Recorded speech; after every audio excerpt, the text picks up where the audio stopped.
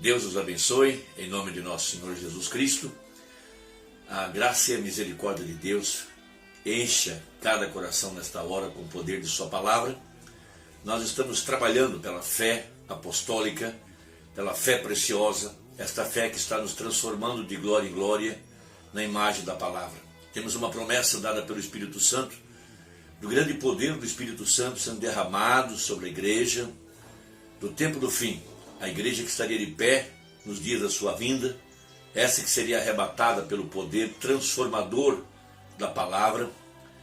E este grande poder do Espírito Santo é o mesmo poder que ressuscitou a Jesus de entre os mortos.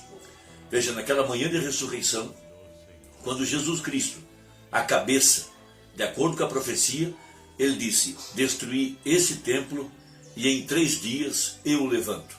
Sendo Cristo a cabeça da igreja, quando ele se levantou na manhã do primeiro dia, naquela manhã de ressurreição, veja, todo o corpo de nosso Senhor Jesus do Velho Testamento, de Adão até o ladrão da cruz, todo esse corpo foi levantado da sepultura pelo poder da ressurreição de nosso Senhor Jesus Cristo. Porque é o Espírito que vivifica.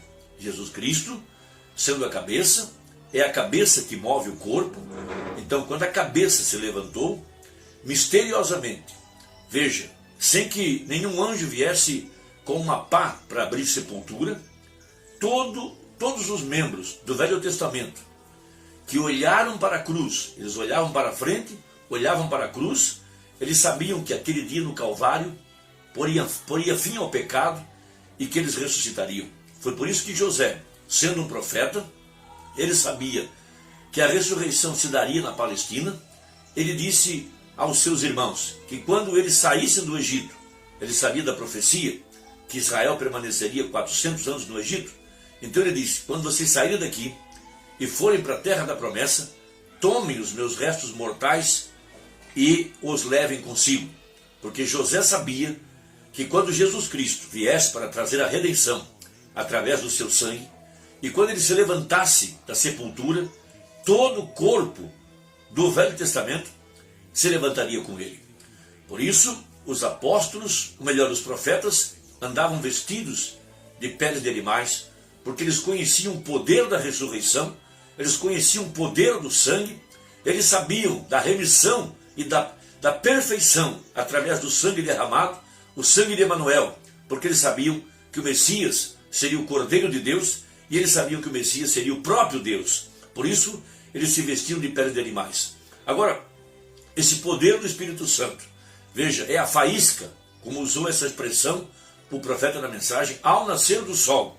Veja, quando toda a mecânica está em ordem, quando toda a palavra estivesse restaurada, todas as doutrinas restauradas, e a igreja estivesse em ordem pela restauração da promessa de Joel capítulo 2, Atos capítulo 3, Efésios capítulo 1 e demais escrituras, veja, quando todos os credos e dogmas e mandamentos e interpretações saíssem de nosso coração, e apenas a fé na pura palavra de Deus, a fé restaurada outra vez pela mensagem de Malaquias 4, veja, a igreja estaria aguardando o poder da dinâmica, a faísca, o Espírito Santo, vindo sobre essa mecânica para fazê-la funcionar. E nós estamos trabalhando por esse grande batismo com o Espírito Santo. Veja, a palavra já está na noiva, e ela está aguardando que o Espírito se mova, porque disse o profeta: haverá um tremendo batismo com o Espírito Santo, que tirará a igreja da terra no arrebatamento. A mesma coisa aconteceu com o nosso pai Abraão. Ele é o nosso protótipo, ele é a semente. Veja, por 25 anos, a palavra estava em seu coração. Ele a regou com fé, crendo nela, chamando as coisas que não eram como se já fossem. Ele jamais titubeou, ele jamais olhou para trás, ele jamais pensou que a promessa não sucederia, não aconteceria. Não, ele a regou com fé, todos os dias, dando glória a Deus, porque ele já tinha ouvido a voz do Deus Todo-Poderoso. O grande Jeová já havia falado com ele em Gênesis 12, em Gênesis 15, Deus desceu no entardecer com um pilar de fogo. Gênesis 17, o seu nome foi mudado e ele recebeu a circuncisão, que era o pacto, que era a confirmação de que Deus sustentaria a sua palavra. Em Gênesis 18, Deus apareceu em carne humana. Agora o grande El Shaddai, atrás de peles humanas, para confirmar a palavra, para trazer o poder da ressurreição. Veja, ali estava agora Deus, para vindicar a promessa que ele tinha feito a Abraão 25 anos atrás. Então, da palavra profética, o Messias, ali estava o grande Deus agora em carne humana. Veja, esse poder transformador que saiu da boca do grande Deus, transformou os corpos abatidos de Sara e Abraão. A faísca desceu para fazer com que a mecânica funcionasse. E logo em seguida, receber o filho da promessa. Então, em Romanos capítulo 8, verso 11, nós temos a seguinte escritura: e se o Espírito daquele que dos mortos ressuscitou a Jesus habita em vós, aquele que dos mortos ressuscitou a Cristo, também vivificará os vossos corpos mortais pelo seu Espírito que em vós habita. Então a dinâmica é o poder do Espírito Santo. Podemos usar a seguinte expressão: a faísca que vai incendiar a gasolina, que vai incendiar, que trará combustão, que fará a máquina andar. É esse grande poder do Espírito Santo, prometido em Joel capítulo 2, que logo depois que viesse o ensinador de justiça e a palavra fosse restaurada, Deus derramaria o poder do Espírito Santo, a plenitude do Espírito Santo sobre a igreja, para tirá-la da terra no arrebatamento. Porque o que nós temos hoje é apenas o penhor. O penhor é uma parte do pagamento. O penhor é a garantia de que tem mais para vir. Então vejam, com o que nós temos, disse o profeta, nós não iremos. O que ele quis dizer? Só com o penhor nós não iremos ser transformados. Precisamos da plenitude, da restauração completa da palavra, porque a palavra e o Espírito são a mesma coisa. Então o profeta de Deus, citando esse termo da faísca, no parágrafo 77 a seguir, da mensagem ao nascer do sol, ele prega o seguinte: notem bem, é o Espírito o que vivifica, é a faísca a que produz o fogo. Não é a gasolina que produz o fogo, mas é a faísca que acende a gasolina. Vê você? Jesus disse: sem mim, veja, sem mim nada podeis fazer, porém comigo podeis fazer todas as coisas. Então ele é a palavra, é o Pai vivendo. Assim como o Pai me tem enviado, eu também vos envio. Assim como o Pai me tem acendido e me tem induzido a fazer todas as coisas que faço, pois somente faço as coisas que agradam a Deus, e assim como Ele me tem enviado, assim também eu vos envio. Veja, é a mesma mecânica, e se necessita da mesma dinâmica para fazê-la funcionar. Ele disse: esses sinais seguirão aqueles que reclamarem ter a dinâmica. A dinâmica tomará o lugar. Paulo disse: o Evangelho não veio somente em palavras, somente em gasolina, podemos dizer, mas veio em faísca para fazê-la mover. Assim foi como nos veio. Então, através do seu corpo, da igreja, o Senhor Jesus tem manifestado o mesmo poder que estava em Jesus há 2000 anos atrás. Agora, através do seu corpo, através da sua igreja. E ele deu uns para apóstolos, outros para profetas, outros para pastores, outros para evangelistas e outros para mestres. Então o corpo da igreja está continuando e terminando a obra que ele deixou para esse tempo específico. E agora nós estamos esperando esse grande enchimento do poder do Espírito Santo para tirar a igreja da terra no arrebatamento.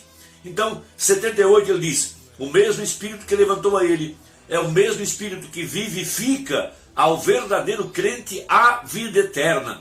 Recordem, veja, está nos acabando, veja, Romanos capítulo 8, verso 11, e se, veja, aí é que está o problema, veja, essa é a curva, essa é a esquina, e se o Espírito daquele, veja, o Espírito Santo, que dos mortos ressuscitou a Jesus, habita em vós. Então, agora, 79, ali está a coisa, é se o Espírito do noivo mora na noiva. Então de nada nos adianta ficar falando muita coisa da mecânica e tentando provar quão preciosos são os materiais, quão precioso é o banco, quão precioso é o volante, quão preciosa é a tinta, quão precioso é a borracha do pneu, coisas técnicas. O que importa é a faísca para pôr fogo na gasolina. Então o Espírito Santo, veja, a verdadeira igreja, aquela que é circuncidada, que a velha natureza morreu e ela recebeu uma nova natureza, de acordo com 2 Pedro, a natureza do Cordeiro, começando com fé, virtude, conhecimento, temperança, paciência, veja, piedade, amor fraternal e por fim a faísca, por fim o tremendo batismo com o Espírito Santo, a pedra de coroa. Veja, Agora, ali está a coisa, é se o espírito do noivo mora na noiva. Quando Deus produziu o primeiro noivo, primeiro fez a ele. Este era homem e mulher em seu espírito, e ele o formou do pó da terra para que fosse material. Logo, notem que quando formou a Eva da costela de Adão, não tomou outro punhado de pó, mas tomou do próprio pó, da mesma palavra, porquanto Adão foi a palavra falada. E Deus tomou dele, porque ele tinha espírito masculino e espírito feminino. Deus separou o espírito feminino de Adão e o colocou em Eva, e assim seguiu sendo parte do espírito de Adão, foi carne de Adão, veja, e logo foi parte do espírito de Adão. A dinâmica que vivifica a mecânica do seu corpo. Então hoje, a noiva também tem que ser carne de sua carne e osso dos seus ossos. Agora, como chegará a ser carne mortal, parte da sua carne? Veja, é quando o Espírito Santo, o Espírito de Cristo, que desceu em Apocalipse 10, o anjo forte. Veja, o mesmo Espírito Santo que veio em Pentecostes, o mesmo Jesus, agora para trazer a igreja, veja, a perfeição, a vida sendo colocada outra vez dentro do corpo, a dinâmica para tirá-la da terra no arrebatamento. Irmão, trabalhemos juntos, vamos dar as mãos, envie essa mensagem a quem você ama, para fortalecer e despertar, veja, o último membro da noiva de nosso Senhor Jesus Cristo. Deus te abençoe e até a próxima, se Deus quiser, em nome de Jesus. Amém.